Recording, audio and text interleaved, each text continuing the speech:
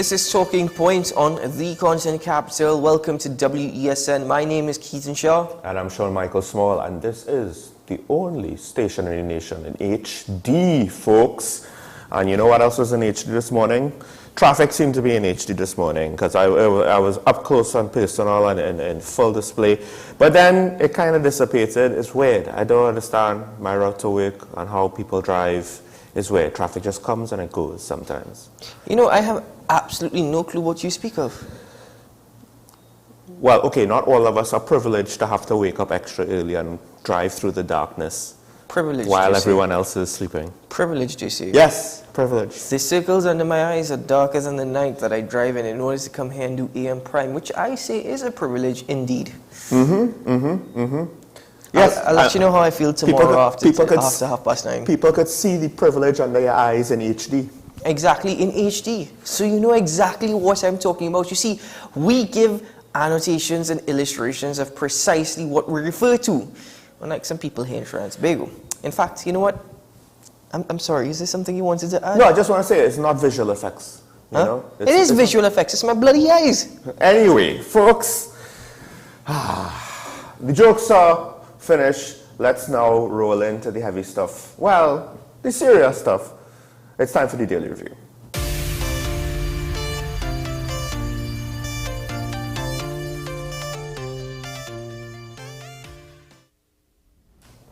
So the first story that, it seems like a minor thing, but it caught my attention, was the fact that the DPP, he was, you know, in the hot seat again, so to speak, although he's not necessarily the one that's whose seat is really cooking. But he did remark that while he made the comments that he made about his staffing levels, and I believe he reiterated it to the GSC again this week, he did say that, look, I am not looking to cause a bacchanal. I'm paraphrasing here, right? These are not his words. But essentially, he said, I could have, you know, and maybe there was a part of him that wanted to, but he said more or less, I was looking at the bigger picture. I was looking at the longer term. It doesn't make sense for me to engage in that kind of thing. When he was, for all intents and purposes, seemed as though after he made his initial remarks, the responses were somewhat defensive and to some degree attacking because, you know, they needed to blame somebody. So some of it was implied in his direction. The Prime Minister said, well, look, you didn't move in the building, this and that. You know, the AG and the Chief Justice also weighed in. And the DPP didn't necessarily respond in the same manner. Now, here's the interesting thing. I appreciate that the DPP said that, like, look, there's no value in responding to bubble with bubble. You like that word a lot, don't you? Yeah. It sums up, you know, what it is without me having to go to use stronger, harsher language. But the thing is, I appreciate that on principle. I think that's how it should be more or less almost all of the time. I'm not entirely sure if it was in his interests for him to take the high road to this degree this time. Depends on how you interpret it, because you're absolutely right to say on principle, I will not engage in any public dispute or spat with any government, and more so this particular government. The interpretations of which I speak of is the Director of Public Prosecutions, Roger Gaspard, saw it fit to once more publicly express the need, right, the need to hire more staff in order to fully equip the office of the TPP to its full strength and to ensure that there is efficiency and that that particular institution is effective in carrying out its duties. The issue is not him seeing that. The issue that the government had was him saying that the criminal justice system, because of the staffing of the office of the DPP, was on the brink of collapse. You heard from the Prime Minister on a political platform after that, you know, ranting as per usual. You heard from the Attorney General following that, and then you heard, surprisingly, and at the same time, not surprisingly, from Chief Justice Ivor Archie, who more or less seems to be a party card holder in a position that is supposed to be autonomous or separate to the government. So from the time he made that statement about the criminal justice system was on the brink of collapse, that is when the government took issue. And that is when the government saw it as him being confrontational. I actually applaud him. And I said before, I applaud him for raising these issues publicly once more. I applaud him for making the statements that he did, because it's not to say that he held back. Probably there was more details and information that he could have shared, but in his choice of words, he was very much making a strong statement without using strong language. So that is where the issue lay. For me, him not responding, and this is why I say the interpretations are very important, is it that even though his position and his role is constitutionally protected, is it that he faced the wrath of certain high-ranking officials behind closed doors? You remember, certain things could be said. You never know what discussions happened behind the closed doors, but there is a possibility that some heavy hands were laid on the table, and he didn't.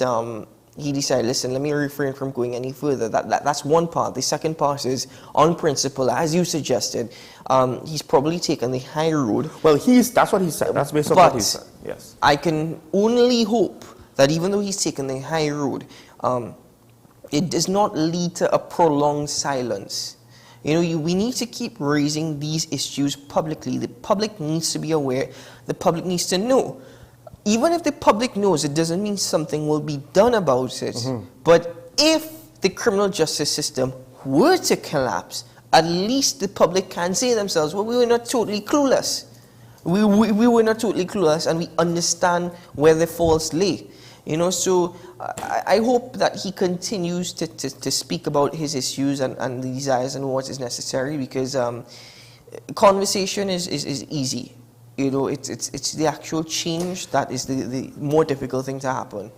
The thing is, one could argue, if you don't speak out in cases like these, then you are part of the problem. You are acting not necessarily as bad or unethically as those who are intentionally doing whatever it is that's not correct, but you are aiding and abetting. You're giving your silent consent by default, which is not good. You're turning, looking the other way. Now, which so far he hasn't done, because again, he has reiterated the need for the staffing issue to be solved. I think one of the differences between him and, if I am not misremembering what the Chief Justice said, what the DPP said was, we have a problem. And he left it to people to figure out the cause and whoever they wanted. He didn't say who to blame. He just said, there is a problem. And the problem is then causing this bigger, larger problem. Now, I suspect that obviously certain people who technically are just based on how things are drawn up with who has what responsibility, like the Chief Justice, like the government, they're going to see it as an attack on them. The unfortunate thing is, if the DPP doesn't have to name you, if the DPP doesn't even have to throw anything in your direction, if just the laws of the land are going to point at you, maybe you should think about what that means and how you respond first. Now, the Prime Minister, he was defensive. Technically, what he said was not completely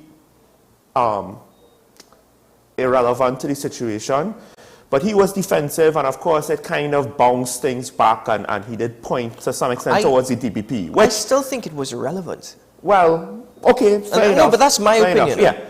The Chief Justice, so the Prime Minister, to some extent, he pointed once at the DPP. The Chief Justice, I think, went a bit further. I can't remember what the Attorney General said, but at this point... The Attorney General stated that how not everybody can get what they want. Okay, so he was just being silly, and in my opinion, because we're not talking about, you know, somebody wants a grant to get a donkey cart. I think also, Sean... But you understand my point? The things coming his way were pointed at him. He didn't point blame at anybody, which is perhaps why it seemed as though it was coming at all corners, because everybody had a Freudian slip and a guilty conscience. This is precisely the point. When you have the Prime Minister, the Office of the Attorney General, well, the Attorney General and the Chief Justice, all responding from different corners, from different angles, being defensive. It's not dealing with the issue. That is also true. When you become defensive like that, it means that there is this sense, I wouldn't say of guilt, but you understand that the responsibilities that lay with you are not actually, you're not carrying out those responsibilities and duties. And therefore, you have to be defensive because it's part of public relations as well, which is why the Prime Minister chose to focus more on the building. Right. And that has been there, and rent has been paid. He said he was only just made aware of it before making that speech, which is absolute nonsense and ridiculousness. You're the Prime Minister. You involve yourself when you feel like it. But, how is it? But that's the thing. You involve yourself when you feel like it. And that's why he became defensive. All right, we have to move on, but I'll just, one thing to point out. I still have a question though. That's a reason, what you just said is a reason why I think, I don't know if the DPP should take so much of a high road. Maybe he should be a little bit more combative. But I'll say this, I have a question. What channels were used before he went public? Because technically you should try to sort it out privately. Or outside of the eye of the public before you go and say make public I wouldn't say combative. I would simply say stand your ground and stand for what's right. Not necessarily combative, but anyway. All right, so before we run out of time, the next story I also found interesting. And I think it's, for those of us who have not seen it firsthand, it might be heavily based on our opinion and speculation. But not just the Chief Secretary, but I believe also Martin George have come out and claim that licensing officers are coming to Tobago from Trinidad in large numbers. I think the Chief Secretary, he described it as a horde of licensing officers. And they're engaging in very, to the rule, strict, we're going to ticket you for whatever we could find.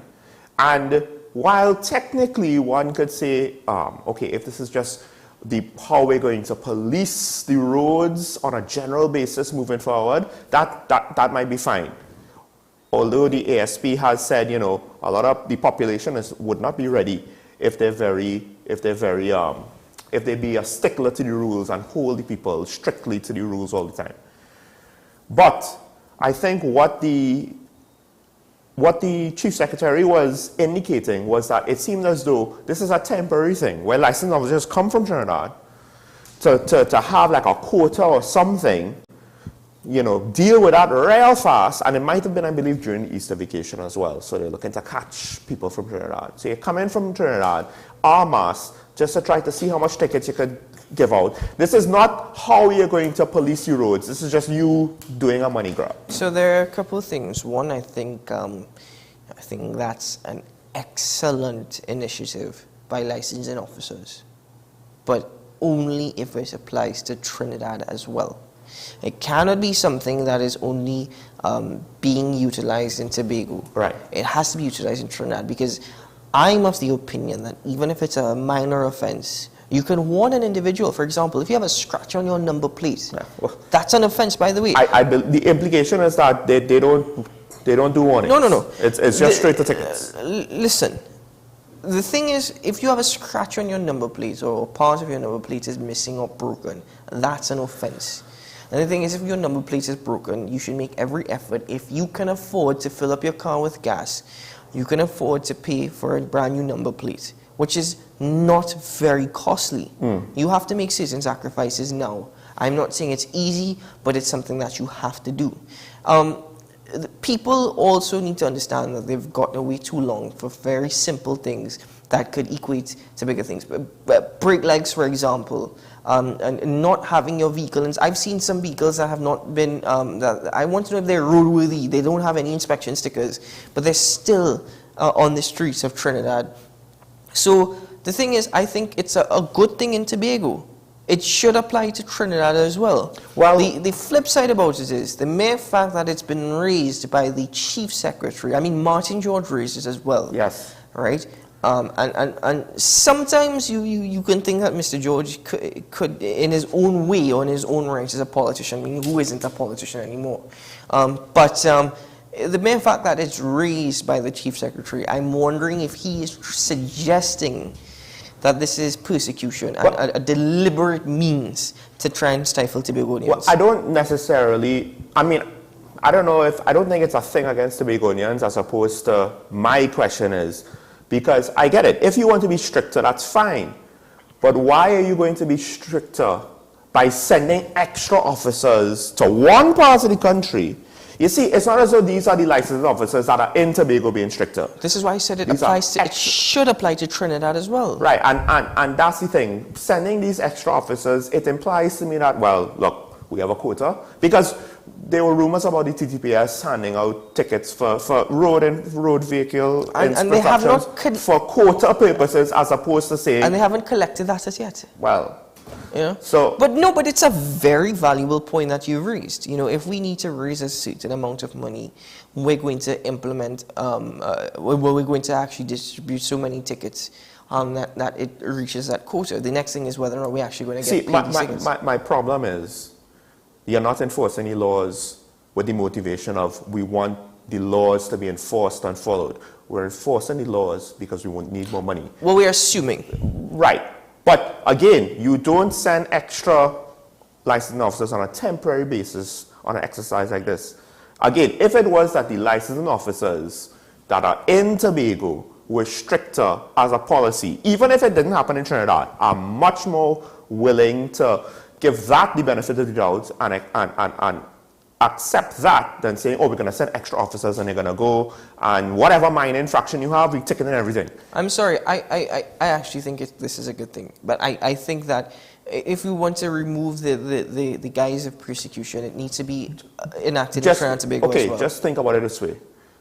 We know that licensed officers sell licenses, and to the point where they might fail you if you don't buy it. Well, we can't really say that, can we? I mean, have you... We've already said that on air once. No. I've said there's been allegations of that. I am not going to... Because I haven't met a licensing officer. There are allegations, right. Because to be fair, it's not as though I paid a licensing officer either. So I can't even directly say to my own experience that I have done that, so I know it exists. But the fact of the matter is, those allegations are there. That is part of the context, because these allegations don't come from a few things that happen once in a while or once in a blue moon. These are ongoing allegations that are so well known to the public. It's almost like, well, you know who the gang members are, and you know the license officers who charging for licenses, who selling licenses, right? We have the intelligence, we're just not doing anything about it. So that is the context that I will now have to judge exercises like this.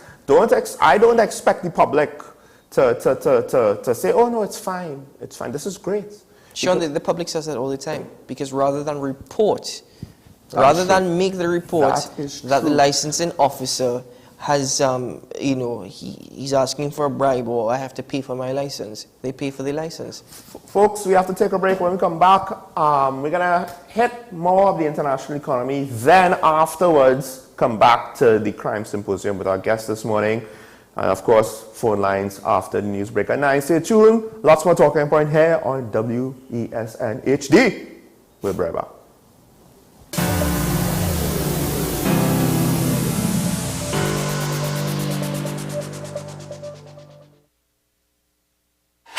FanZone, your reliable, authentic supplier, has just gotten better. You can now visit our website www.fanzonett.com for your authentic wear and collectibles. The only place where you can use both your Visa debit and credit cards. Visit our website fanzonett.com to make your purchase today. The best laptops and tablets are at dbesttoys.com. Get a Gateway 14.1-inch Ultra Slim notebook or an HP 14-inch laptop at the best prices in TNT. Get the Fire 7 tablet for $474. You can also shop the latest Amazon Fire Sticks. Call now at 32-DBEST to order or visit us in-store at Forces Flagship MacBean. Shop online now at dbesttoys.com. Free delivery available throughout Trinidad and Tobago. Cash or links on delivery. Join me, Sule A. Joseph, as I delve into the day-to-day psychological issues plaguing our society. We will discuss behaviors that encompass the biological influences, social pressures, and environmental factors that affect how you think, act, and feel. Psyched. Thursdays at 11:30 a.m. only on WESN, Content Capital. Every word, every line, every paragraph depicts a real moment in someone's life. A father, a sister, a mother, a brother. We at Newsday are dedicated to you, the people, and through independent, unwavering journalism, strive to always bring your stories to life. Because your stories are more than just words. Newsday, independent and credible. North Coast Jazz and Heritage Festival. Safe and sound, that's how we'll get you to the biggest North Coast Jazz ever. No hassle and no worries. Park your ride at the Queen's Park Savannah. Hop on board a safe and secure shuttle with your $100 return fee, and that's it. Service begins at 10 a.m. through 1 p.m. and returns from festival grounds from 7 p.m. Park and ride, a $100 return fee, first come, first go shuttle service to festival grounds Blashy shares. No hassle and no worries. North Coast Jazz, May 27th. Born here, played here. Tickets available at Crosby St. James, Kenny's Sport, Extra Foods, Mart's Liquor Palace, 14 Diego Martin Main Road, and WESN, 30A Gattaca Street, Woodbrook.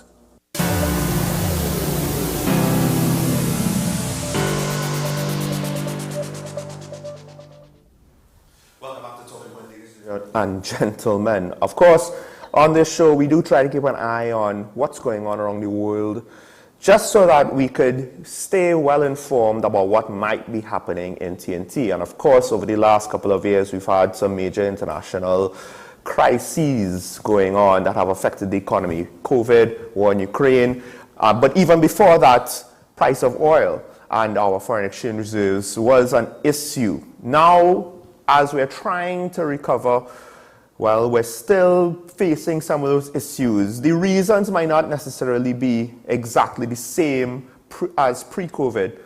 However, there is some good news and some bad news. This is according to the IMF with regards to how things are progressing.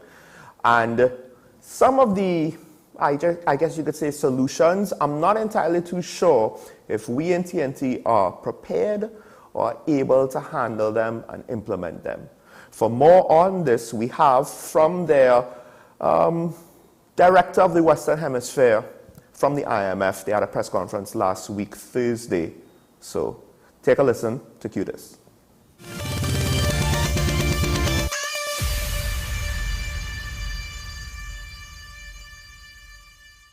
So let me start the press conference with the good news. The region, Western Hemisphere, has proven to be very resilient in the face of multiple shocks over the last few years, and growth has repeatedly surprised on the upside. After growing by 7% in 2021, Latin America and the Caribbean grew by a respectable 4% in 2022. Output and employment are now comfortably above pre-pandemic levels. Nonetheless, we expect growth to decelerate to 1.6% this year, although we expect most of the region will avoid a recession.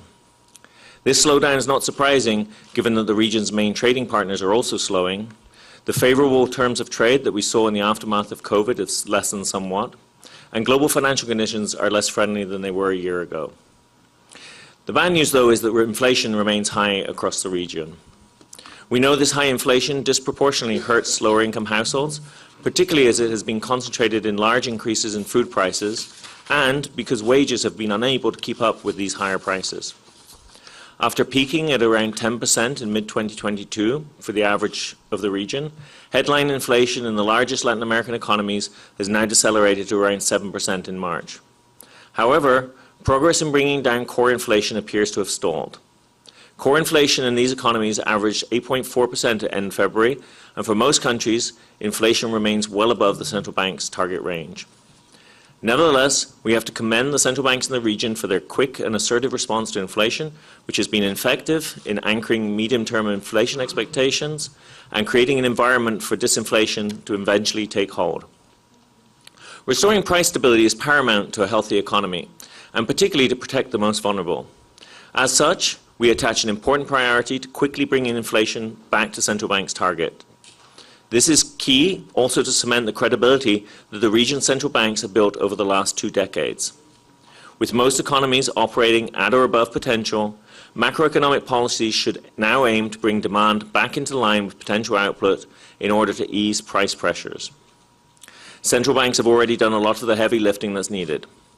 Given the usual lags between interest rate increases and economic activity, we expect to see the full impact of their efforts during the course of this year. However, we still do not know how persistent inflationary pressures will be. As a result, central banks will need to remain resolute in this battle until inflation is unambiguously heading down and towards target. This means that interest rates in the region will likely need to remain high for much of this year and, in some cases, even well into next year. We also think that fiscal policy should play a bigger role in helping central banks through a more countercyclical stance this year. In 2021 and 2022, the pandemic fiscal stimulus was rightly withdrawn quickly as the economies stabilized. However, this year, fiscal policy is expected to be broadly neutral in most countries at a time when we see unemployment very low, capacity is constrained, and wage and price pressures have not yet been resolved. A more contractionary fiscal stance this year and next would help both bring demand back into line with supply, but also lower public debt, which increased abruptly as a result of the pandemic. By tilting the policy mix more towards fiscal, interest rates would then be able to start to decline earlier. And this would also help lessen some of the potential financial stability risks that we've seen emerge in the advanced economies. Calibrating fiscal policy at this current juncture will not be easy. Policymakers need to preserve key social programs and continue spending on health, education, and public infrastructure that are the foundations for longer-term growth. Also, the social situation is fragile in many countries in the region, and much is being asked from the providers of public services. However, we do believe there's a path. We see scope to reduce inefficiencies in public spending. We also believe the population is more likely to embrace a more prudent public finance if government services are seen to be provided efficiently. We also think that taxes can be redesigned to both raise revenue and make the tax systems more progressive. The wealthy and the more fortunate should pay more of their fair share to help maintain social cohesion and also to invest into long-term growth. We do see in the region there is an imbalance between supply and demand, and this is driving both higher wage inflation but also price inflation. So what we feel is there's a need to slow down demand in the region, not to contract demand but to slow down demand, just to give a bit more time for supply to catch up and equilibrate the system. We feel fiscal can help with that. What fiscal measures do we have in mind? Well, certainly we want to protect social assistance payments. We know that's important in the region, but those also will come down naturally just because the economies are doing better and we've reestablished reasonably solid growth in the region. We want to preserve investments in education and health and in public infrastructure. There is a lot of work that can be done in the region in terms of improving the efficiency of expenditure. When we look at the scale of expenditure in the region relative to outcomes, for example in education or in health, there's quite a disproportionate gap between the region and other countries who are spending less and getting better outturns. So I think there's some improvements that can be made in efficiency. We can see better improvements can be made in public procurement to make the systems more transparent and lower cost for the government. Now, for those of you who pay close attention or were able to pay close attention to everything that was said, some of what the director there for the Western Hemisphere, Nigel Chalk, had to say actually speaks to or applies very directly, especially some of the last things that you just said there, with some of the things that we lament in TNT.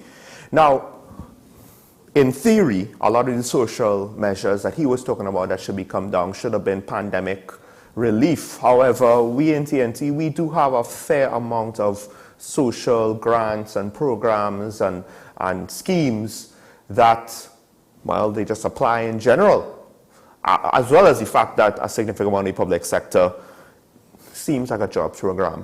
He also mentioned spending efficiency with regards to the fact that in this region, we seem to be spending more for certain things, and he pointed to education as one of them.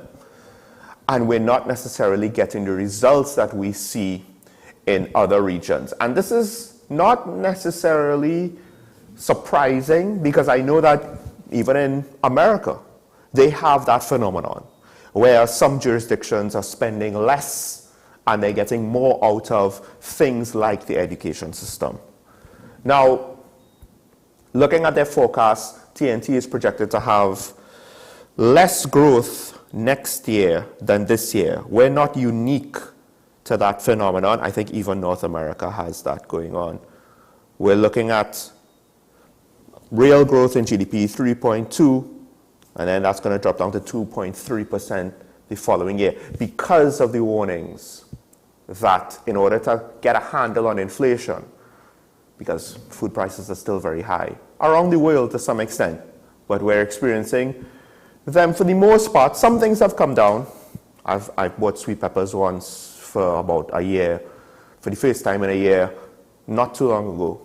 But not everything has really come down. Some prices probably might not come down, just based on how businessmen operate in general. But the measures to try to get this inflation to be fully under control might cause certain policies to have to extend it to next year, and it could stunt growth next year. What does that mean for us? Well, it means that don't expect any short-term improvements, or at least we shouldn't. If we're lucky, we could get them. But given the fact that we import our food, it's not just with regards to how well or not well our economy does. Our own performance compounds what we're going to experience from abroad. And the United States GDP growth is going from 1.6 projected at the end of this year or this year to 1.1 next year. Now, of course, the economy is larger, but they're also diverting, or they are going from pandemic relief and recovery to war support, which at least in the short term is potentially going to impact the economy to some extent as resources have been diverted there. We don't have that. What do we do have? We do have what the director just pointed out. We do have an efficiency problem in TNT. We're not necessarily the only ones in the region. As he said, his remarks were directed towards the region. But we do have that issue here. To what extent are we just not getting out of the money that we as a nation spend on public services and public goods? We're not getting the performance. And by not getting that return of that investment, because we invest in equipment for the fire service and national security, we invest in systems for our bureaucracy and administration, so that all of the bureaucratic red tape and the ease of doing business hopefully will become easier, and record keeping, things become more accurate, more reliable. Are we getting that return? Because all of those things are supposed to give us real benefits to our economy.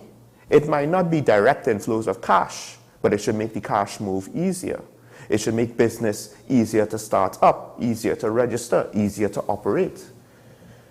It should make our education system more efficient, more effective.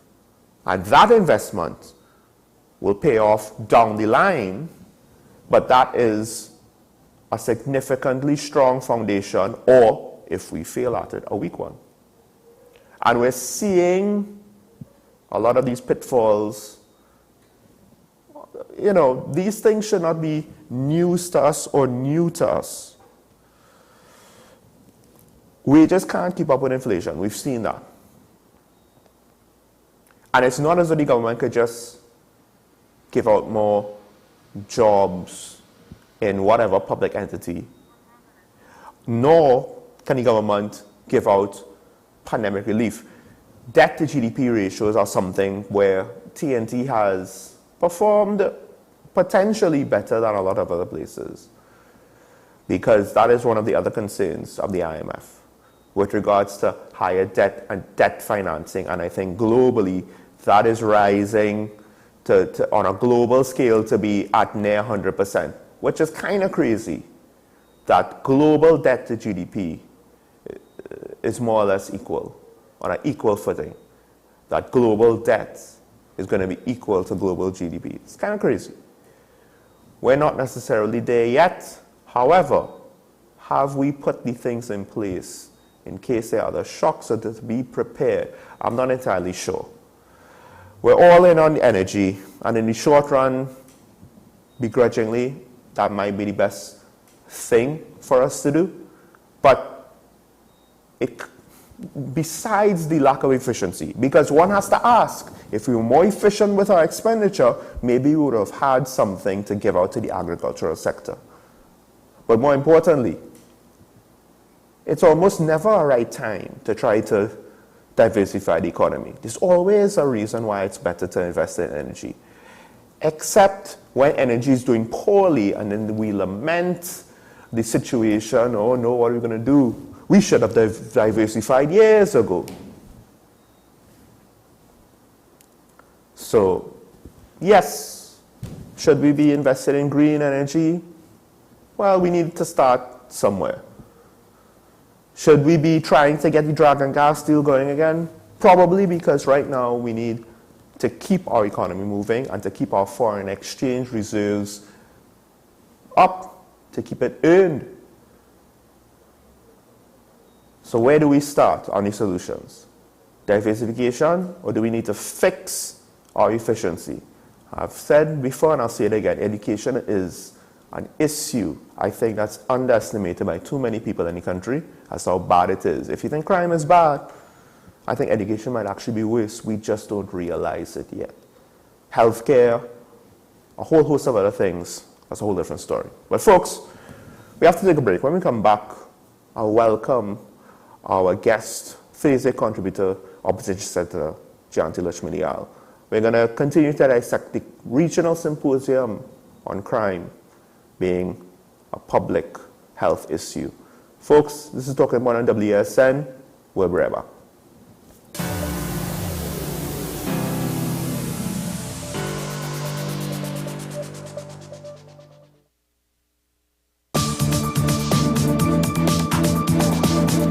I am Rondell Donowa, attorney at law and host of Strictly Legal on WESN Content Capital. Strictly Legal is a legal program geared towards informing you, the public, of your legal rights, responsibilities, and remedies. So be viewing Thursdays 10 a.m. to 10:30 a.m.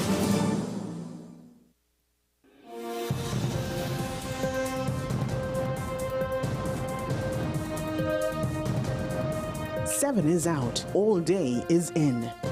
WESN News on the hour.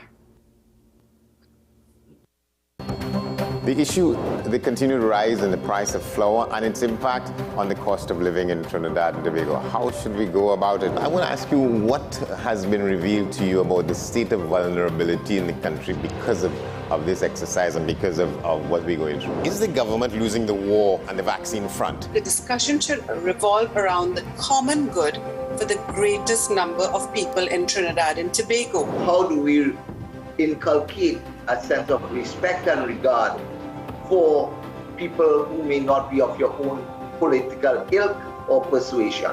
The communities are now being used by political opportunists. So when the tables are turned, it's the same way. Okay, this has been 10 questions. I'm Andy Johnson, and we'll see you next time. Is it politics? What is it? Is it that nobody cares about sports? The kind of support that sport used to get in the past is no longer here. The thing is, taking a knee doesn't mean that that's the only thing you're doing now, Andy. Right. Taking a knee along with other stuff. Samantha, what are you looking forward to when you return home to Trinidad and Tobago after winning the title? Thank you very much for speaking it into existence. Is it no pressure on Nicholas Ball? It makes me more motivated to work hard and to go out there and rep the right and black. Why are we sending a team to the Winter Olympics? There are a number of Trinbagonians who are in the diaspora and have grown up in winter sport. It's an opportunity that the Trinidad and Tobago Olympic Committee will not close the door on. I also believe in the players that we have. Once you can motivate the players, you can get the best out of them.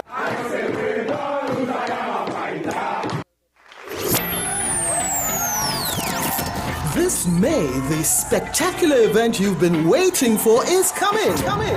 May 27th, celebrate amazing North Coast Jazz and Heritage Festival. Festival grounds, Blanche shares. Born here, played here. Tickets available at Crosby St. James, Kenny Sport, Extra Foods, Mart's Liquor Palace, 14 Diego Martin Main Road, and WESN, 30A Gattaca Street, Woodbrook. The perfect mix of news, current affairs, talk, debate, mature discussions, comedy and sports. Only at WESN, the content capital.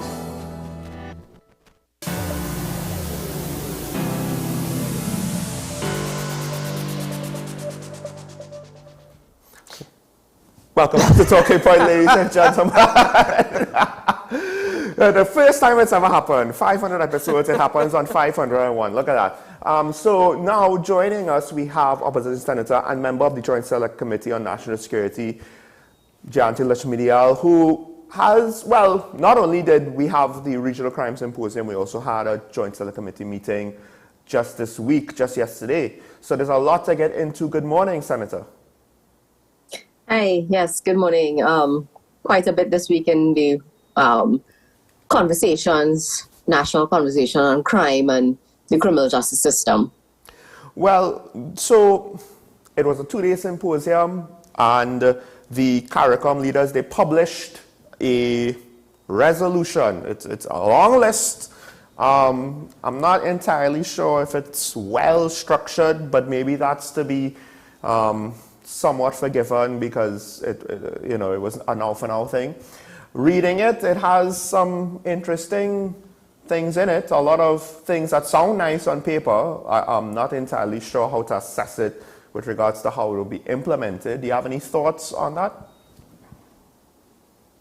Well, my first thoughts on the whole symposium and having seen the resolution was really that if the theme of the entire event was crime as a public health crisis, I expected to see some link to public health and public health initiatives that may be able to assist with crime. And I say that now, most people don't see the connection between public health and crime, and that's a communication issue on the part of the government, one of their many communication issues. The way I interpret it, and the public health perspective I see when it comes to crime, is that when you look at, cause and effect, our underlying failure to address mental health issues, proper guidance, counseling, and assessment of at-risk youth, and the provision of services to them and so on at the level of the public health and education system. I thought that I think that the crime and the cause of crime and the underlying root causes of crime is really a combination of public health and education crisis. So I would have thought I would have seen some resolutions at the end of a conference, which is normal, that would reflect the theme and would really address public health and education, by extension, initiatives that would tackle crime. The second thing is that the main thing that stood out about the resolution was that we're going to ban assault rifles, assault weapons. Now, assault weapons, because I actually looked it up, and the terminology is kind of applied very broadly. Yes. Definition, assault weapons are particular, those semi-automatic type weapons, and where you have magazines that can detach and all of that. Mm-hmm. I didn't hear anybody, and maybe I missed it because I wasn't there, but I don't know that I heard anybody give a statistic. Let's say, for example, of our 600 and something murders last year, how many of them were committed using assault-style weapons? How much of a problem really is assault? How is banning the assault weapons really going to arrest the crime problem? If that's the resolution coming out of 2 days of a fancy symposium held at the Hyatt, plus, an evening of entertainment thereafter for the CARICOM attendees and so on. So that's two. My third thought on all of this is that having a legal ban on assault-style weapons, whether it's the sale of those weapons, being able to import them, whatever it is, how does that affect, or how is that going to address the crime situation when I don't think anybody, and maybe if they do, maybe 1 or 2 murders might be committed using legal firearms. So you banning it whilst all the illegal guns are still coming into the country isn't going to help. We don't have a problem with, this is not America, and I don't know how to drill that into the heads of the people who are decision makers. The people who are I think are really living on Mars are the people who sit down and somehow watch CNN or BBC or something like that and think that they can simply adopt these solutions that are being put forward there and bring it here. In America, you have mass murders being committed with assault-style weapons because people can walk into Walmart and purchase one in many states of the United States. So do you think that perhaps that particular ban of which has been touted is to strengthen CARICOM's position in terms of international help or even international funding? Listen, we have this ban, but we're still getting assault rifles of which we do not manufacture, flooding within our, our states, our islands. Do you think that's to strengthen their position for their argument? I don't know, because at the end of the day, how you strengthen, look, you want help to eliminate the inflow of guns into your country, you ask for help in terms of strengthening your border protection. You ask for help in terms of countries perhaps intervening to ensure that the foreign companies that sell us boats and so on will have proper contracts for services so that all the boats aren't parked up in Chaguaramas not patrolling the borders. You could perhaps ask for help in terms of ensuring that we get working scanners on the port. This whole thing about we want to sue American gun manufacturers because they're manufacturing the guns that end up here. Well, why are they ending up in here and ending up in the hands of criminals? It's because you have failed on border protection. Have failed on border protection. Can we just for a moment link this back to our criminal justice system, just for a moment? And because my co-host and I this morning was speaking about the DPP as well. I think it was just mentioned prior to this conversation about the GSC hearing yesterday with the DPP, linking this crime symposium back to the issues with our criminal justice system and our judicial system. Any thoughts were expressed yesterday by the DPP over the conversations from the symposium? No, he just said that he wasn't there. He didn't elaborate on that, and I don't think he was questioned on that. What he did say, however, and he did identify, are serious resourcing constraints being faced and serious management issues in terms of, look, the DPP is a lawyer. The DPP is a legal mind. He's the person that has to sit down and assess evidence and make determinations about, whether people should be charged or not. And, simple things that ought to be done by other professionals simply aren't done because those people are not there. They don't have a proper HR function within the office of the DPP. Now, when you hear that, you can kind of understand why they have such a problem with resources. I learned yesterday that of the 58 people on staff at the office right now, 16 of them are what you call State Counsel 1. That is the entry-level position for attorneys in that department. 16 State Counsel 1 who joined the department last year, so they don't even have a full year of experience. That is more than 25% of the staff complement of that office. I didn't hear anybody at the symposium talk about that. I did not hear anybody at the symposium talk about the need for increased training for our prosecutors so that we could raise our conviction rate. I did not hear anybody at the symposium talk about, increasing our capacity to quickly and speedily get better evidence before the court in terms of forensics and so on. The director raised the issue yesterday that he said when he started as a prosecutor some odd 30 years ago, he was seeing far more files coming forward with fingerprint evidence than he is now.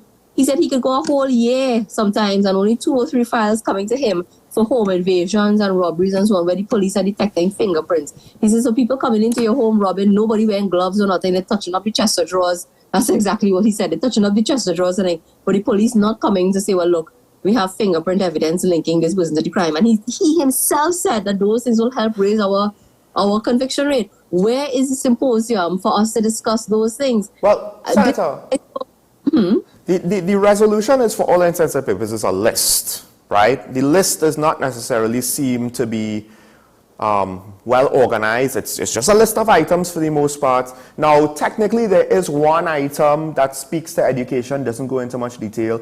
There is one item that speaks to forensics, that it basically just says we will improve forensics and improve collaboration between nation states. So which on the surface, because I do believe the people who are involved in that field in the region, they have their own conferences for their own field of study, they have been clamoring for. My thing is, they've included it in a line item on a list of many things. And I do wonder to what extent, what is the priorities? What is the plan coming out of this? What are the details? Or was it just, well, you know, we'll put the wish list together of all the things that sound good and we'll throw it to the wall and then we'll see what sticks? Well, that's, and again, I'll refer to something that the GP said yesterday when questioned about legislation. He said legislation is only as good as your implementation. And I would say the same thing. The list is only as good as how well people intend to implement it. The list will look nice, sound nice, get media attention. And let's get back to forensics. This week, I saw the Minister of National Security again in a little, forum or whatever it is, had the media there talking about the new Forensic Science Center. And I said, well, why does this all sound so familiar? And I went back in the news, and 2018, we talk about the Forensic Science Center. 2019, Minister at the time, Stuart Young, said $10 million was secured from the Chinese to build this new forensic center. 2020, 2021, 2022, I think I asked a question in Parliament where they said that 16,000 samples were awaiting testing. I asked them how many samples for DNA was sent away for testing. The answer, I think, was 0. None. Nothing. So when you have a list, and you come now this year to put it on the list about the increased forensics, when for the last 5 years we've been talking about a new forensic science center to alleviate the problems there, and you haven't done anything, how is the list going to help you? Is it making the list going to help you implement these things that we've been talking about for the last 5 years? Well, Senator, before we run out of time, we also, with regards to the comments on bail, I find that interesting because it seems that's one of the things that a lot of the heads of CARICOM spoke about. It sounded a lot like what we've heard before and what you hear just in TNT's public discourse with regards to we should lock them up, we shouldn't do this, we shouldn't do that. And some of the heads of CARICOM were basically saying, why do we have bail for murder? I think it's something that we could debate, but it does potentially lead us down a very tricky path where individual freedoms might start to get, infringed upon for the sake of... Yeah, let's look at, let me tell you one thing about politicians. And that's why I've tried to remind people, I'm not a politician, I'm a lawyer. Politicians find any way to deflect from taking responsibility. That's been my experience, especially when they're in office. When in opposition, they tend to, and maybe that's a criticism I will take, when you're in opposition, you have all the answers. And, I remember Prime Minister Rowley, when he was opposition leader, having a host of solutions for crime, which none of which have seemed to be able to help him in the last 8 years. But anyway, when they are in office, they tend to find, and that's the other interesting thing I found on this whole symposium, on a whole 2 days, the amount of blame. I hear that they blame parents, they blame judges and magistrates, they blame everybody, but I have not yet heard any single leader of any Caribbean country step up and say, you know what, perhaps we have not been sensible enough in our resource allocation. We have to do better at this. We have to do better at that. I've heard so much blame being shared out there towards everybody else who didn't have a voice perhaps at that conference. But anyway, the issue of bail and the concept of this is not how it was done, and I remember, and this is foolish, and you have to be living on Mars to do it, and it's defense attorneys controlling court. That is what you call propaganda. That's propaganda, and that is just old talk. And there is no. I would have loved at something called a symposium, which is supposed to be an academic type discussion, for somebody to bring a case study and show me where the fact that people could now get bail for murder has somehow increased the amount of murders being committed or has contributed to that. I would love what's a case. Sorry, we're more or less out of time, and I apologize. But that's a good point there at the end. Cut you there, but I have to ask you very quickly, 30 seconds or less. Do you choose when to be a politician versus when to be a lawyer?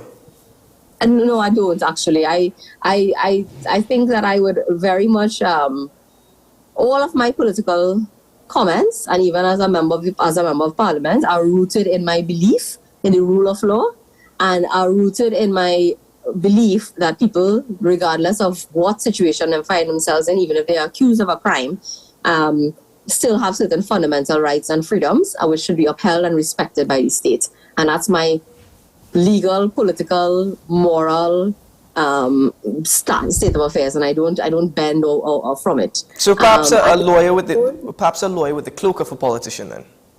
Sorry? A lawyer with the cloak of a politician.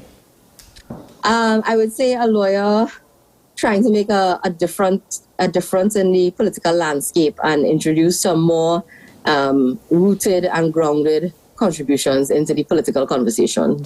All right, so well, thank you very much for your time this morning. It's been a pleasure talking to you, and we wish you all the best. Thank you. Have a good day. Keep well. Have a good day. Ladies and gentlemen, we now break for WSN's News on the Hour, and when we return, we'll open up the phone lines this morning. Stay tuned to the program.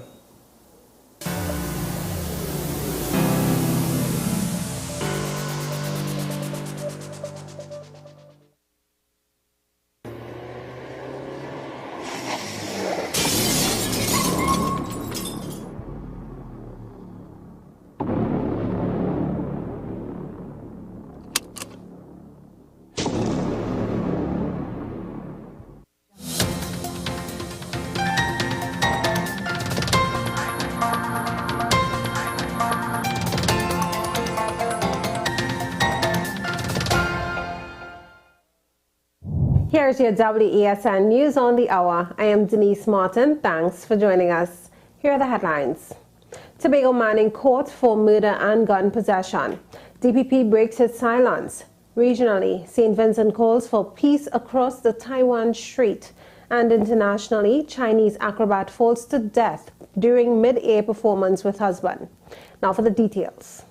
A 27-year-old man has appeared virtually before a Scarborough magistrate charged with the murder of Alex Cooper, which occurred on April 9th. Akil Grant of Darrell Spring, Tobago, was also charged with possession of firearm and ammunition when he appeared before the Scarborough Magistrates Court. 22-year-old Cooper of Hart Lane Government House Road, Tobago, was at Logwood Park Cemetery on Sunday, 9th April, when several loud explosions were heard. First responders subsequently found him with a gunshot wound to the body. He died at the scene. Director of Public Prosecutions Roger Gaspard has confirmed that the special branch did vet the building for the DPP office. He was speaking at the Joint Select Committee on National Security yesterday. They would have provided at least 6 reports, and in those reports, the special branch made certain observations. Why I'm speaking somewhat in a Delphic way is because, unlike other persons, I do not want to put into the public domain the vulnerabilities which are attached to that building. So I don't want to get into the detail, but suffice it to say, for your purposes and the purposes of the committee today, my reluctance to take my staff into that building was predicated upon what the experts said about the building, the experts being the special branch, and something that nobody wants to say in the public domain, but that I would say, recommendations to show the vulnerabilities of that building didn't first come from special branch. It came from the Ministry of National Security. In regional news now, the government and people of St. Vincent and the Grenadines are pained and anguished at the recent military maneuvers by the People's Republic of China across the Taiwan Strait, which have had the effect of threatening the Republic of China, Taiwan, and undermining peace and security in Asia and globally. St. Vincent and the Grenadines, which holds in high regard the magnificent Chinese civilization and its national institutional expressions in the PRC and ROC, urges mature diplomacy and constructive engagement as the pathways for peace, security, and prosperity for all across the Taiwan Strait and beyond. In international news now, a Chinese acrobat has fallen to her death during an aerial silks performance, sparking horror and outcry on social media over the lack of safety measures. The woman, surnamed Sun, fell to the stage while performing a mid-air routine on Saturday with her husband in a village near the city of Suzu in central Anhui province. She was taken to hospital but died of her injuries. Online footage of the incident showed the couple being pulled high into the air by a crane above a large outdoor stage, with the woman holding on to her husband, whose arms were wrapped around two pieces of fabric hanging from the crane. Well, that was your News City Hour on WESN. I am Denise Martin. Thanks for watching.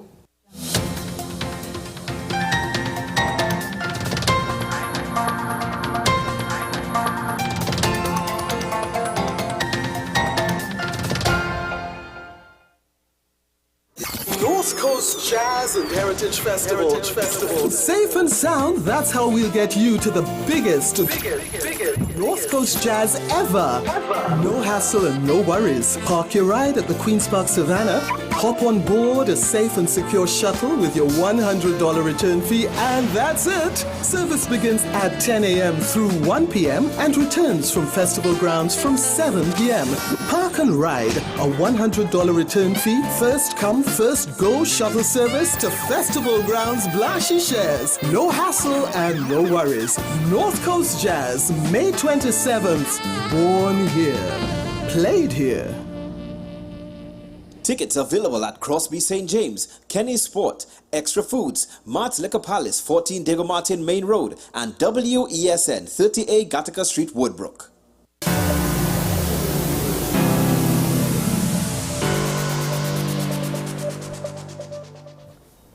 Welcome back to Talking Points here on WESN. We got it correct. Anyway, I was just looking to see what was going to happen this time. Anyway, before we open up the phone lines, my co-host has what I think is a brilliant question to ask you, the viewer, this morning. It's time for the question of the day.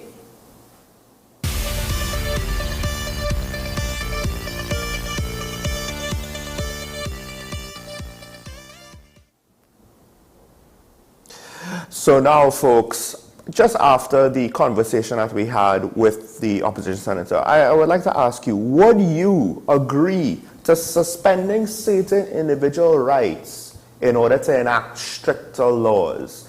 Because to have stricter laws, that's essentially what it means. It means that to some extent, we're going to have to give up things. And we might not necessarily understand the implications. So before we experience what it is, because bail is just one aspect. Yes, we could say no bail for murder accused, but then somebody who is not a gang member, who might be falsely accused, will then have to deal with a situation of no bail. Don't answer the question before they do. You've just given them the answers. Well, no, I've given them one perspective. The flip side is, do we need stricter laws here to deal with crime in TNT? What about actually utilizing the laws that already exist? I actually do think that to some extent maybe the bail laws for murder should be stricter in certain ways, not necessarily just no bail. It's a balancing act, and therein lies the question. So what do you think? Are you willing to give up some of your freedoms? You might not think you're giving up any for bail, but don't forget about the specific example. All right. Are you willing to make a sacrifice? Let's open up the phone lines now, ladies and gentlemen. The question is on your screen, but now the numbers are on your screen, and you can join the conversation this morning. Share with us your thoughts and opinions. We only ask that you be mindful of the time of your contribution, but also kindly mute your television when calling in. Don't wait until the very last minutes. Call on the line with us from San Fernando. Good morning, caller. Good morning, gentlemen. Good morning. To answer that question, firstly, no. Because in my opinion, if you all have ever perused the laws of Trinidad and Tobago, that big volume, we have sufficient laws here. Problem is enforcement. That is always our problem. Our problem is enforcement. Mm-hmm. That on aside, what Sean you were talking about with the IMF report, one of the solutions I think that we need to put in place in this country to try and increase our savings as a country is that we need to, the Heritage and Stabilization Fund, Mm-hmm. that is a remarkable tool that they have not utilized properly. One of the things that we need to do is just how we have items in the budget for ministries, that heritage and stabilization fund needs to be a line item in the budget where, as part of our expenditure profile, we put money, we take money out and put it inside there. That formula about the oil, setting the oil price, and if the oil price beyond a certain thing, then that excess goes into the fund. That is crap. That is a cop-out by all the governments to set an oil price so when they don't want to put money into the fund. Yes. Thank you all, gentlemen. Have a good day. I agree with that last point entirely. Perhaps that is one of the reasons why the Minister of Finance always overestimates oil and gas prices, so that there is no excess in terms of savings for the HSF. Call on the line with us from Digger Martin. Good morning. Hello, good morning, caller. You're on the air. Yes, thank you for taking my call. You all are coming across very low in volume, but I will try my best. I want to thank you all for the program you all have this morning, but my contribution this morning, I'm willing to make a sacrifice for the betterment of the country.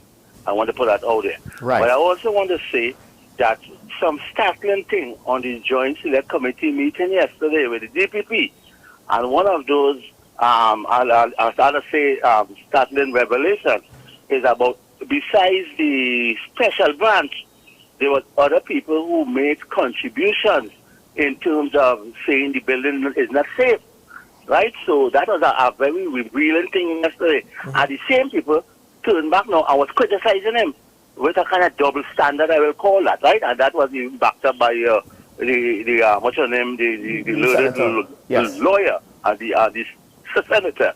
So I am saying to you that all hands on deck. We're in crisis. We are in crisis, and I would like to see everybody coming together now and pulling together for the betterment of Trinidad and Tobago. Because you, both of you in the studio there, you're at risk. I am at risk. Right? You mean your own sanctity of your home. You're at risk in this country. So everybody has to stop playing games and let's come to fixing this country. We see they had a start with the symposium they had, but I am saying let's get serious and deal with the killings and the invasion and what is happening in this country. Our country is at a very low stage right now in terms of these murders.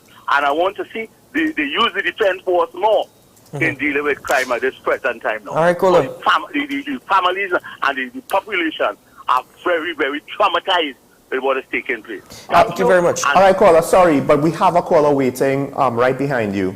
Good morning, caller, from Dabadi. Yeah, pleasant morning, gentlemen. Morning. Morning, sir. Program again, and I want to agree with the previous two callers 100%. I want to comment on the state of crime in Trinidad and Tobago, and I heard Mr. Hero making a statement. I don't know if you all heard it, where he said that the police now is really reaching a stage of crisis, as the previous caller said, and the police must take the bull by the horn and be very aggressive in their approaches. The soft approach under previous commissioners of police did not work. And we realized that there's a perception by the criminals that they are actually winning the fight. Guys, give me 1 minute, let me tell you all about an incident on the train line in Malabar. The police advised the residents to stay away from the train line. Listen carefully, because that is where the woman got the straight bullet and died. Yes. How on earth could the police tell them stay away if you know that there's personnel of criminals and weapons there? Why don't you go in and deal with it? You're going to be telling me stay away from the train line. That is the approach there. That's exactly. The approach. No wonder why crime will continue in this country. All right. For the opportunity, gentlemen. You'll have a nice day. Thank you very much. Thank you, caller. Before we take the next call, let me quickly remind you of the question of the day, the question that we're asking you this morning. Would you agree to suspending certain individual rights in order to enact stricter laws? The first caller said no. The second caller said he is willing to make a sacrifice for the country, but to what extent are those sacrifices that we are willing to make? We have a caller on the line with us from Shibgonas. All right, okay. My apologies, that caller is not with us. Please call back in. The phone lines are open. Well, I think what the callers were saying, it got me thinking how, again, similar to the economy, it seems like we get mixed messages. Minister of Finance, oh, economy good. Prime Minister, be ready for some hard times, right? And with crime, I think it's the same thing, because, well, the DPP was basically saying, hey, push the panic button now, push the panic button now. Things are not good. We need to fix things now. We need to do things. We need to have some agency now. And the governments seem to be more like, hey, why are you panicking the people? Which both for economy and crime, I could understand. You don't want people to panic. That could cause more harm. But at the same time, right, we have to face reality. And with regards to both economy and crime, people have to live in society and experience it. And you can try and sugarcoat it all you want and make it, and not get people to panic.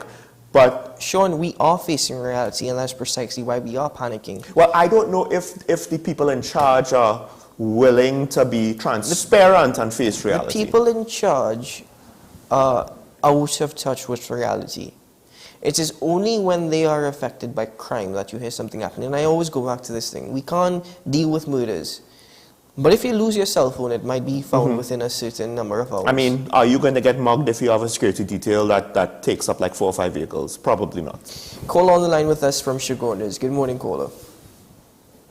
Hi, good morning. Morning. I want to compliment the senator. I mean, she's smart, incisive, and sensible. And we should have more talk coming from people at that level.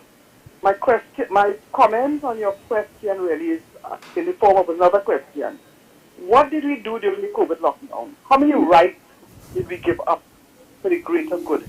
We had all kinds of limitations on our movement, where we could go, what we could do, what we could wear. And we did it because we all saw the need for the greater good and how to deal with a crisis.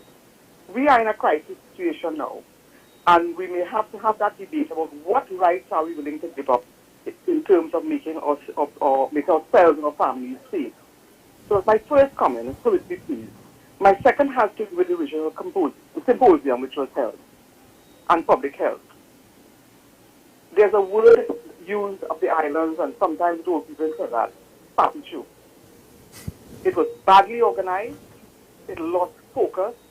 It alternated between it being a Trinidad issue. You people come and talk about Trinidad.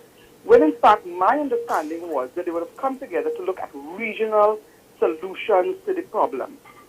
The only person who I heard, Prime Minister who I heard, was the madam from Barbados. She was the one in very short, concise statements about what the region can do as a region. This is the whole rationale behind CARICOM and these regional organizations, What do we do together? And yet you had the Prime Minister of St. Vincent and the Grenadines, and I want to use a word to describe him. A long tirade about leadership and a philosophical approach to all this kind of thing about leadership and so on. Was that relevant? Caller, my apologies, very quickly, because we have other callers. One particular individual got on going to this microphone over and over again talking about a local issue. We had to reach, and it had to do with how that was managed. You need people who just, not moderators to ask you a question, but who directs the flow of the conversation in terms of what you want to achieve. You want to achieve a regional whatever. All right, caller, well, thank you very much. My apologies for having to cut you, and I apologize for having to cut other callers, but we need to keep our calls short and concise. We are supposed to have another caller on the line with us from Shagonas. I don't know, we've lost that caller again. I'm not entirely sure what's happening this morning. The caller from Shagonas, I know this is the second time that we haven't gotten through to you. Kindly call back in. There is some time left. All right, I think we do have the caller with us. I'm not entirely sure. That could be the wrong line, guys, or... We're getting a busy tone. Okay. Hello? Hi, good morning. Hi, yes. Good morning. You're on the air. You made it. Right. Thank you. Good morning, Chief. Morning. Recently concluded convention at Hyatt, where all the Caribbean leaders gathered. I think the topic should have been how to avoid corruption at state level and how to make greater contribution at state level. I was told by Sir John Compton personally that any country where there are lots of foreign contractors, it is easier for corruption to happen where they do the corruption outside. And it doesn't involve the locals to cause any problems for the corruption to happen. So which sector has the most amount of foreign participants? Obviously the energy sector. Now, I'm not laying accusations on anybody. I'm just saying that the door is wide open, right? The other thing, 2:30 this morning, I was watching a documentary in YouTube about slavery, emancipation in the Caribbean. I was amazed to learn it was not the slaves who fought for emancipation. It was the British government who wanted to uphold their pride and dignity. And as a result, they wanted to show the French government they had pride and dignity by abolishing the slave trade and the indentured slave trade, which William Wilberforce fought for in the British. After the slave trade was abolished, all the plantation owners paid significant sums of money to go in the British Parliament, right?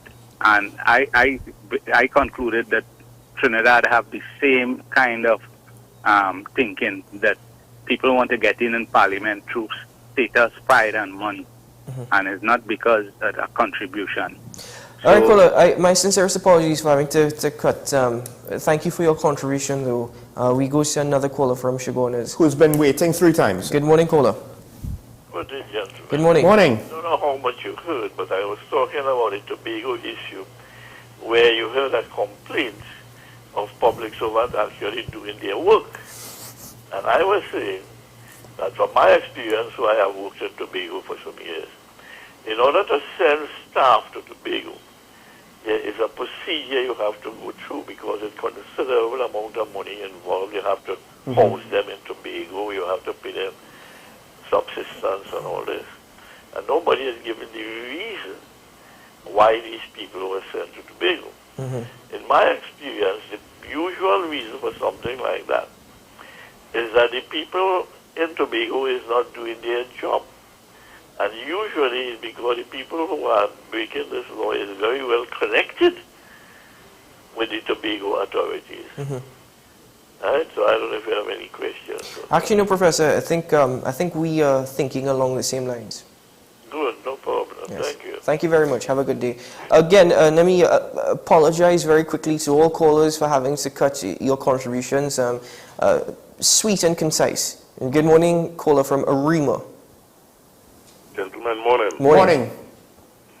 I am not prepared to give up any more of my rights. Rollinomics, coming out of a recession, which the pandemic was, choose to raise taxes and cut spending instead of increase spending and cut taxes to make people's lives easier. Our lives in Trinidad have not gotten easier. We have not benefited know-how. Health, police, education, everything is on the way down. And as one old person tell me, we put him there. So we have to take that. Have a good day, gentlemen. Thank you very much, caller, for your contribution. So that's the very strong austerity measure, raising taxes, cutting public expenditure. The thing is, though... Sorry, they never touched... they never touched government grants. Right, but the thing is, though, that actually... And we touched on this topic before with regards to how this economic issue has turned out. They've seen that in other jurisdictions. Normally, you would want to spend, but the problem is there's too much money in the global economy. There's too much demand. There's not enough supply. That's causing the inflation. So they've had to kind of find a different way to do it, and that is tightly control monetary policy. So I actually do think that just kind of based off of the causes of the inflation, it does make sense once we got that food pushing inflation forward to do these things. I don't think it's irresponsible, except with regard to the fact that, again, the IMF did call out the efficiency of expenditure. To what extent are the money that the government is spending is for things that aren't really worth that much? You know, certain government programs, do we need it? Is all the people applying for it? But also just how we spend money for education, for healthcare. Are we getting the returns back to say, well, at least, you know, things are running smoothly? And I think the answer is no. If you get the opportunity, there is a report coming from Jamaica with respect to the Public Accounts Committees in the Ministry of Health. And the Auditor General in Jamaica is confrontational, not in a combative way, but standing ground in terms of rules and regulations to the Permanent Secretary within the Ministry of Health over expenditures for the COVID-19 pandemic. Over $600 million was spent there. And what I saw from the Auditor General in Jamaica and how she stood firm in terms of rules and regulations at that Public Accounts Committee thing, I must admit, I was very much envious, and I'm desirous of having such an individual here in Trinidad and Tobago as well. The strength of the Auditor General, the strength of Public Accounts Committees goes a very long way in answering the questions that you have laid out, and also even what the caller from San Fernando was suggesting. Yeah. There is no accountability as it relates to expenditure, because every year, and I think this was also pointed out this morning by Mr. Martin Lemking, President of Tutor, every year ministries are allocated so much money, but the funds in its entirety are not released. So what happens when a budget is read? We're not given clear indications as to what was expenditures for the previous year. We're only given averages, and we cannot work with averages. When you go to the supermarket and you get a receipt, you get the details of the line item and the cost and the number of items, right? And you have a better understanding. I'm not saying that we need to go into strict detail as to those expenditures, but sometimes, for example, and this is just a minor example of bigger issues, but there is this social media page called NewSauce, NEWSAUCE. The individual is a blogger on behalf of the government. Nothing is wrong with that. If you want to align yourself with the party, nothing is wrong with that. The individual, I don't know if she still lectures at the University of the West Indies. She used to. I don't know if she still is there. She actually taught me at UE. And I'm surprised at the angle this individual has taken. But what was amazing to me is that this individual is actually being paid as an employee for the government. If I'm not mistaken, the correct position is events planner, events manager, right? And they're receiving how many tens of thousands of dollars a month, right? I don't know what they've actually planned or what they've actually done, but they were a lecturer at the University of the West Indies, and it wasn't in events planning, I could tell you that. The point is, even these little things that are being, I don't know why that wasn't raised further in the public domain. These little line items, these details as to expenditure. I can tell you why. Because far too many people are in similar gray area situations and they don't want to upset their own apple cart. That's why. The thing is, again, and with regards to accountability, the professor, I'm sure, is itching, but before lines are closed, folks, itching to call in and basically scream at us once more. Annual administrative reports, where you have to have a detailed account for certain things, but we don't have them. Why? Because it's easier to work around when you don't have to be accurate in your reporting. And that's the problem. What probably started off as workarounds because we have old, archaic laws from colonial times that can't keep up with modern demands, right? Eventually that gives way to, well, we see the cracks, we see the spaces in between where we could get things through, where we have leeway, where we could then eventually evolve into bigger crimes. And I think a lot of what comes out, the caller that made the comment about foreign contractors, well, when you have countries where the ease of doing business is difficult, it starts off with greasing the wheel just to get normal business, and then it eventually upgrades over time into corruption. So let me give you the details. I have the details here. Quickly, the individual is actually employed as an independent contractor at the National Lotteries Control Board in the area of communications. The individual is remunerated $30,000 At this time, it is unclear whether or not the contract was renewed.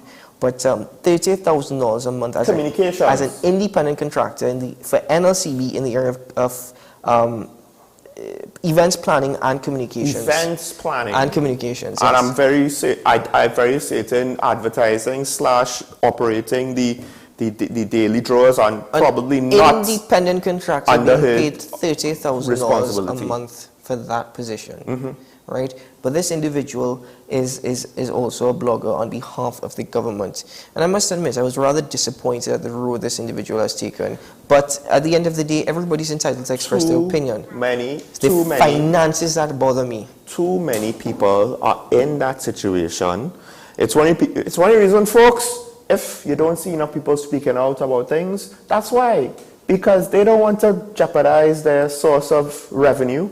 Too many people are caught up in too much gray area. And this is the result. And that's why it's so hard, because it's not just one guy. It's not like, okay, the Prime Minister is the great evil. We just need to get rid of, because a lot of politics is about that. Just get rid of the person in power, replace it with our guy, and everything will be solved. No, it's widespread. And that costs us a lot of money at the end of the day. It's deeply embedded, and it is based on the participation of a lot of people in the society, some of whom are politically aligned with one party or the other, and some of whom are not necessarily aligned, but, you know, anyway, they're enjoying. That's it for this edition of Talking Point. And that's my co-host, Mr. Sean Michael Small. I'm Keaton Shaw. Just remember, today is a good day to have a good day. Is it? Yes, make the best of it. Make the most of it. Live it as best as you can. I know that everybody's living in fear, but let's try and be productive. You know what? Not only am I living in fear, but also these days it's way too hot. Well, that's a completely different story. Anyway, ladies and gentlemen, have a great day. Should things go good, and we certainly hope they do, we'll see you again tomorrow morning. Bye-bye.